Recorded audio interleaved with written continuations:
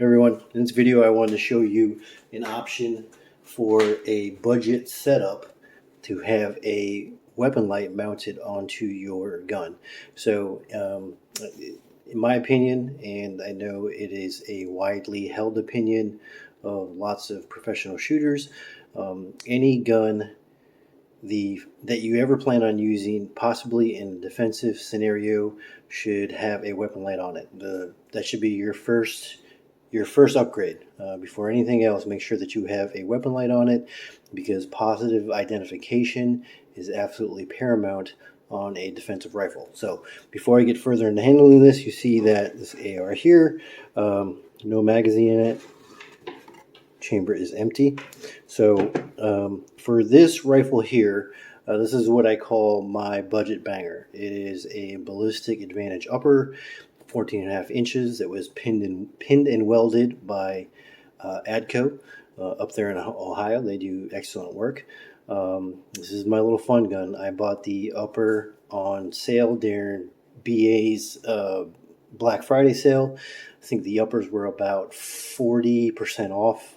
Got the complete upper, less the muzzle device, charging handle, and bolt carrier group for about $270, and then I picked up a cheap PSA lower to slap it in, upgraded that a little bit, but I'm not going to go too much into that because the focus is going to be on the weapon light.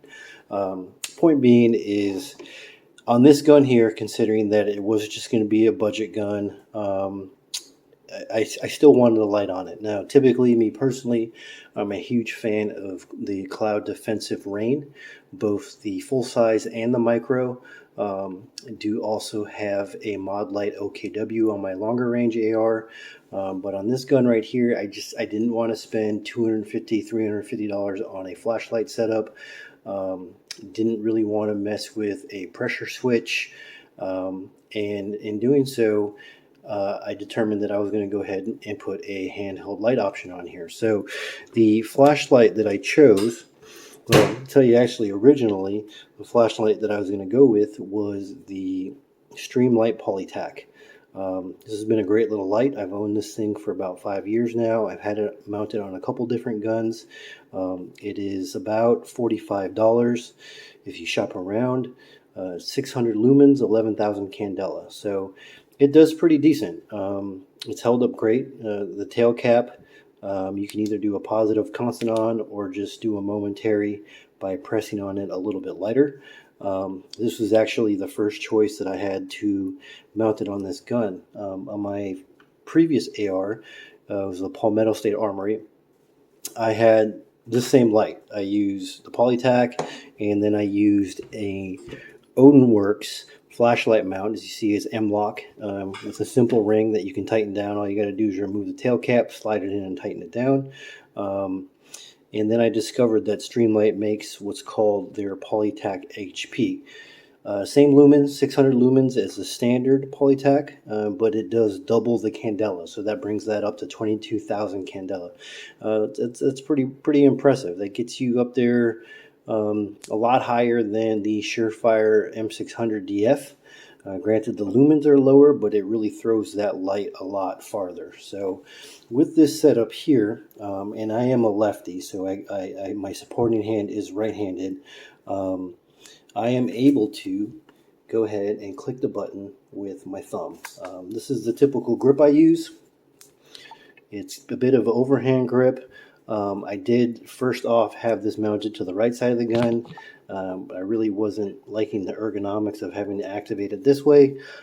This allows me to not only have a little bit of a better way of activating it the way that I prefer, but it also allows me to get my hand grip up there further, as if it was on the other side of the gun, on the right side, I would not be able to get a grip on it. So with the setup here, you see it hugs into the rail and the barrel very, very, very closely.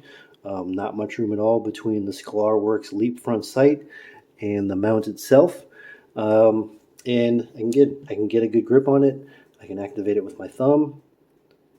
And this whole setup began between the flashlight. This one here I picked up, it was about $55, and the Odinworks mount cost about $40, I believe. So for about $100, I was able to put a weapon light on this gun. You know, I could have gotten a Streamlight Polytac Pro Mount 2, or even if I shopped around a little bit, maybe the HLX.